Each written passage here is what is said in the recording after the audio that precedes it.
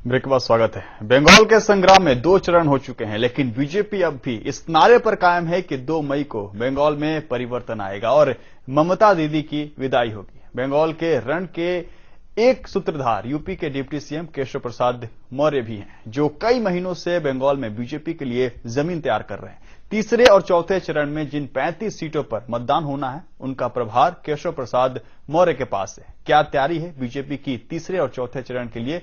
इसको लेकर संवाददाता शिल्पी सेन ने कोलकाता में केशव प्रसाद मौर्य से बातचीत की। इन दिनों बंगाल के संग्राम पर सबकी नजर है और अगर बंगाल के चुनाव की बात करें तो 2 नारे या स्लोगन्स बहुत ज्यादा चर्चा में है। एक खैला हौबे, जो ममता दीदी ने नारा दिया है, जिसके जवाब में बीजेपी कह रही है खैला शेष, तो वहीं दूसरी तरफ बीजेपी कह रही है 2 मई दीदी गई। यह नारा सबसे पहले उत्तर प्रदेश के उप मुख्यमंत्री केशव प्रसाद मौर्य ने दिया था, जिनको बंगाल में एक बहुत अहम जिम्मेदारी मिली है। 5 लोकसभा सीट और 35 विधानसभा सीटों की एक अहम जिम्मेदारी है। लगातार बंगाल में प्रवास करके वो जमीन तैयार करने का काम कर रहे हैं। हमारे साथ बंगाल चुनाव के ठीक बीच में केशव प्रसाद मौर्य जी, उत्तर प्रदेश के उप मुख्यमंत्री। सबसे पहले तो 2 मई ममता दीदी गई, ये कॉन्फिडेंस अभी तक बरकरार है? नहीं, ये कॉन्फिडेंस मेरा ही नहीं, भाजपा के कार्यकर्ताओं का ही नहीं, ये तो पश्चिम बंगाल की जनता का भी कॉन्फिडेंस है कि 2 मई दीदी गई। खेला हो गए या दीदी गई, यह जो उद्घोष या जो नारे आपको सुनाई दे रहे हैं, इसके साथ एक यहां पर और भी बहुत तेजी से उद्घोष होता है, वो जय श्री राम का है, जो बच्चा बच्चा बोल रहा है। तो पश्चिम बंगाल ने तो नारों को हकीकत में बदलने के लिए, टीएमसी के किसी भी बात पर विश्वास नहीं करने के लिए, टीएमसी को 10 वर्ष के शासनकाल में जो पश्चिम बंगाल के लोगों के साथ अन्याय, अत्याचार, गुंडागर्दी, माफियागिरी, कट मनी, भ्रष्टाचार, जो चारों तरफ अराजकता का वातावरण पैदा किया है, उसकी सजा देना चाहते हैं लोग। बलिदान दिए हैं लोग। राजनीति के अंदर इतना अपराध करना, इस प्रकार से राजनीति का अपराधीकरण करना, इस प्रकार से राजनीतिक दृष्टि से विरोधियों को मौत के घाट उतारना, फर्जी मुकदमे लिखा करके जेल भेजना, शायद जो मेरी राजनीतिक जानकारी है वैसी स्थिति देश के और किसी राज्य में और किसी दल के द्वारा नहीं की गई होगी। इनके आसपास समाजवादी पार्टी उत्तर प्रदेश में थी, वहां की जनता ने यूपी से समाजवादी पार्टी को उखाड़ फेंका। उससे भी खराब स्थिति इस समय पश्चिम बंगाल में है। टीएमसी सरकार, ममता दीदी की सरकार, तो इस सरकार को भी लोग उखाड़ फेंके। बिल्कुल, आप टीएमसी के कुशासन की बात कर रहे हैं, लेकिन 200 प्लस का नारा आपको नहीं लगता है कि थोड़ा ज्यादा है, या बिल्कुल सही लग रहा है आपको जो बीजेपी? देखिए, मुझे इसलिए सही लग रहा है कि 2019 में जब लोकसभा चुनाव हुए, अगर उसके साथ विधानसभा चुनाव होते तो हम 18 नहीं 36 सांसद जिता करके ले जाते, और फिर 200 नहीं 252 विधानसभा क्षेत्रों में, यानी एक विधानसभा क्षेत्र में यहाँ 7, एक लोकसभा क्षेत्र में पश्चिम बंगाल में 7 विधायक बनते हैं। तो जो स्थिति पश्चिम बंगाल की मैं आज देख रहा हूं, इससे बहुत खराब स्थिति। उस समय बहुत गुंडागर्दी, उस समय बहुत बूथ कब्जा, उस समय बहुत राजनीतिक शक्ति का दुरुपयोग करने का काम, प्रशासन का दुरुपयोग करने का काम ममता बनर्जी जी की सरकार ने 2019 के लोकसभा चुनाव में किया था। अब आज मैं जो स्थिति देख रहा हूं, लोग, ऐसा नहीं है कि गुंडागर्दी उनकी पूरी तरह समाप्त हो गई है, वो तो 2 मई के बाद समाप्त होना शुरू हो जाएगी, लेकिन आज लोग निर्भीक होकर के, बलिदान दे करके, संघर्ष का सामना करते हुए, तमाम अत्याचारों को सहते हुए अपने मताधिकार का प्रयोग करने के लिए घरों से बाहर निकल रहे हैं, भारी मतदान कर रहे हैं। अब बूथों पर कब्जा नहीं हो रहा है। 2 चरण का चुनाव संपन्न हुआ है। मैं तो चुनाव आयोग को बधाई देता हूं, खूनी खेल नहीं होने पाया। इससे दीदी को बहुत बौखलाहट है कि कोई हत्या क्यों नहीं हुई, कोई खून खराबा क्यों नहीं हुआ, शांतिपूर्ण चुनाव क्यों हो जा रहे हैं। ये बौखलाहट में वह कभी कभी क्या बोलती हैं, मुझे लगता है कि उनका मानसिक संतुलन। अच्छा, आपने ममता दीदी की बात की, 2 स्लोगन्स की मैंने बात की, लेकिन आपने तुरंत जय श्री राम की बात की। हालांकि जय श्री राम भावना से जुड़ा हुआ भी है, लेकिन आप लोग कुशासन की बात तो गिना रहे हैं, लेकिन एक आरोप ये भी है, तब भी आप धार्मिक ध्रुवीकरण कर रहे हैं जय श्री राम की बात कर रहे हैं, तुष्टिकरण का आरोप ममता दीदी पर लगा रहे हैं, लेकिन खुद भी सिर्फ जय श्री राम की बात कर रहे हैं। नहीं, ये जय श्री राम का उद्घोष मेरे लिए स्वयं जब मैं यूपी से चल करके बंगाल में आया तो मुझे भी लगा कि उत्तर प्रदेश में तो श्री रामलला की जन्मभूमि है और वहां राम जन्मभूमि आंदोलन का केंद्र रहा है, वहां तो चारों तरफ जय श्री राम सुनाई देना समझ में आता था।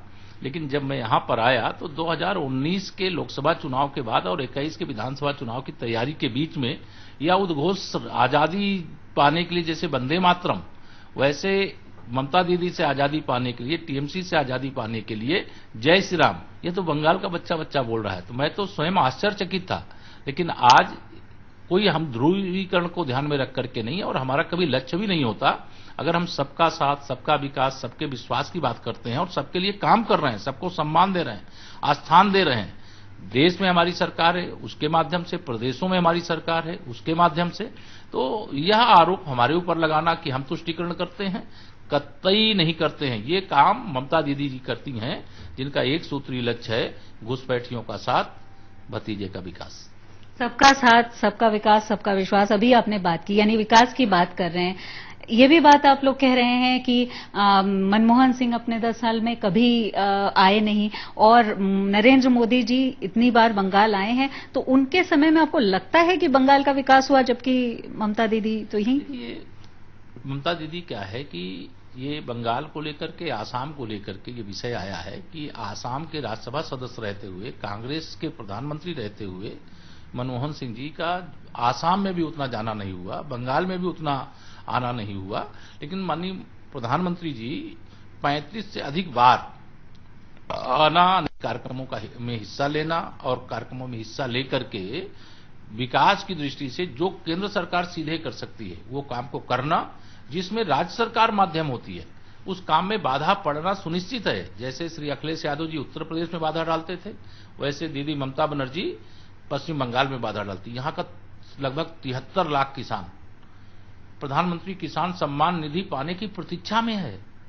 माननीय नरेंद्र मोदी जी के नेतृत्व वाली केंद्र सरकार के माध्यम से उनके खाते में सीधा आना किसान है। ममता दीदी को पश्चिम बंगाल के खजाने से 1 रुपया नहीं देना, लेकिन उसके बाद उन्होंने उसमें बाधा डाली। आज तक वो पैसा किसानों को नहीं मिल पाया, लेकिन 2 मई के बाद जब दीदी की विदाई हो जाएगी तो वह पैसा सीधा उनके खाते में, माननीय प्रधानमंत्री जी ने स्वयं अपने संबोधन के माध्यम से पश्चिम बंगाल की धरती पर कहा है कि जो देश के किसानों को मिल चुका है वह पश्चिम बंगाल के किसानों को चुनाव के तत्काल बाद देने का काम करेंगे। आप लोग बात करते हैं ममता दीदी तुष्टीकरण की राजनीति करती हैं, लेकिन गोत्र बताने को वो मजबूर हो गई हैं, तो बीजेपी ने ये ट्रेंड सेट किया है। आपको लगता है यहाँ बदली है अपने चुनाव की धारा? ये पश्चिम बंगाल के अंदर भी और देश के अंदर भी यह धारा बदली है। यह चुनाव की दृष्टि से जरूर कहीं गोत्र बताने का काम, कहीं चंडी पाठ करने का काम, कहीं सरस्वती पूजा करने का काम, कहीं स्वामी विवेकानंद जी की जयंती मनाने का काम यह करते हैं।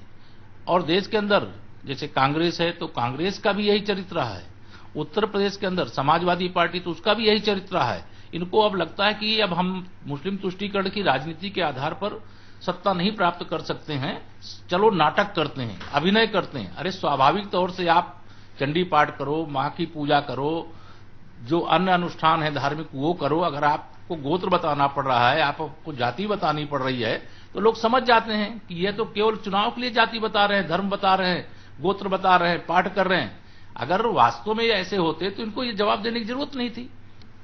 टीएमसी के 10 साल के शासन में जितना पश्चिम बंगाल को बर्बाद करने का काम हुआ है, पश्चिम बंगाल के लोग प्रबुद्ध हैं, बुद्धिजीवी हैं, महापुरुष यहां अनेकानेक हुए हैं, जिनको देश पढ़ता है, जिनसे सीखता है, जिनके बताए हुए रास्ते पर आगे चलने का काम करता है।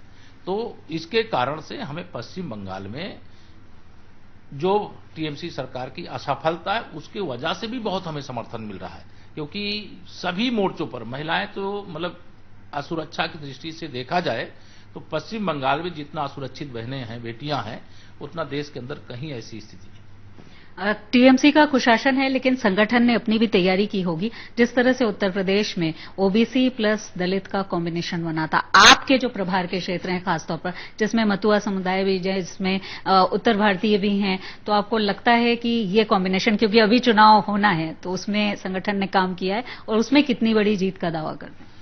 देखिए, एक भारत श्रेष्ठ भारत, ये भारतीय जनता पार्टी की सोच है। सबका साथ, सबका विकास, सबका विश्वास, सबको स्थान, सबको सम्मान देना, ये भारतीय जनता पार्टी का विचार है। चाहे वो पिछड़े वर्ग के लोग हों, चाहे अनुसूचित वर्ग के लोग हों, चाहे अनुसूचित जनजाति वर्ग के लोग हों, चाहे सामान्य वर्ग के लोग हों। जातियों में बांटना, क्षेत्रों में बांटना, यह काम तो टीएमसी ने किया है। लेकिन भारतीय जनता पार्टी यह व्यवस्था खत्म करके जिनको जो अधिकार मिलना चाहिए नहीं मिला है, उनको अधिकार दिलाने के लिए, जिनकी जो पहचान थी उनकी पहचान मिटाने का जो काम किया गया था टीएमसी सरकार में, उनको पहचान दिलाने के लिए, उनको गौरव दिलाने के लिए, उनके जीवन स्तर को ऊंचा उठाने के लिए हमारा संकल्प पत्र है पश्चिम बंगाल चुनाव के लिए। और संकल्प पत्र में हर उस विषय को हमने स्पर्श किया है जो पश्चिम बंगाल की जरूरत थी, पश्चिम बंगाल के अंदर संभावना थी, पश्चिम बंगाल के लोग डिमांड कर रहे थे। लेकिन तुष्टीकरण की घटिया राजनीति के कारण जो यहां एक सिंडिकेट बनकर के तैयार हुआ था, जो यहां क्लब संस्कृति के नाम पर जो कट मनी एकत्र करने का काम हुआ था, जो माफियाओं के हर क्षेत्र में माफिया यहां सक्रिय हैं और माफियाओं को पूरी सरकार, टीएमसी सरकार के द्वारा संरक्षण देने का काम किया गया, कार्रवाई करने की जगह प्रशासन का पूरी तरह से, पुलिस का पूरी तरह से टीएमसीकरण कर देने का काम किया गया। तो यह जो सारी स्थितियां यहां आज पश्चिम बंगाल के अंदर देखने को मिल रही हैं, उसका एकमात्र कारण टीएमसी का कुशासन ही है। और टीएमसी के कुशासन के कारण से ही सुशासन की अपेक्षा लेकर के, रामराज्य की अपेक्षा लेकर के, जिस प्रकार से केंद्र में भारतीय जनता पार्टी की सरकार चल रही है, जिस प्रकार से अलग अलग राज्यों में भारतीय जनता पार्टी की सरकार चल रही है, उसी प्रकार से पश्चिम बंगाल में भी भारतीय जनता पार्टी की सरकार बने, चले और पश्चिम बंगाल देश की मुख्य धारा में आए। इसके लिए लोगों का समर्थन और आशीर्वाद हमको प्राप्त हो रहा है। आखिरी सवाल, यानी परिवर्तन आएगा और सोनार बांग्ला बनेगा, आप लोगों ने तय कर लिया? सोनार बांग्ला को लेकर के ही भारतीय जनता पार्टी आई है और सोनार बांग्ला बनाने के लिए ही हमको इतना जबरदस्त समर्थन मिल रहा है। और परिवर्तन तो सुनिश्चित है। जब 60 सीटों के अभी मतदान हुए हैं, उसका फीडबैक ये है, ये ममता दीदी को भी पता है कि 60 में से वो 50 हार रही, बीजेपी जीत रही 50 और 10 के अंदर टीएमसी सिमट करके रह जाएगी। कहां तक हम उसमें 50 से भी कितना आगे पहुंच जाए कोई ठिकाना नहीं। और 200 पार कहां तक भारतीय जनता पार्टी जाएगी, इसका भी मुझे भी विश्वास है और टीएमसी को भी पता है इस असलियत का। इसलिए पश्चिम बंगाल में परिवर्तन के लिए, पश्चिम बंगाल के विकास के लिए, पश्चिम बंगाल में सुशासन के लिए, पश्चिम बंगाल में रामराज्य के लिए, पश्चिम बंगाल में जय श्री राम बोलना हो, भारत माता की जय बोलना हो, वंदे मातरम बोलना हो, जो महापुरुषों के स्वप्न हैं उनको साकार करना हो, वो भारतीय जनता पार्टी ही कर सकती है।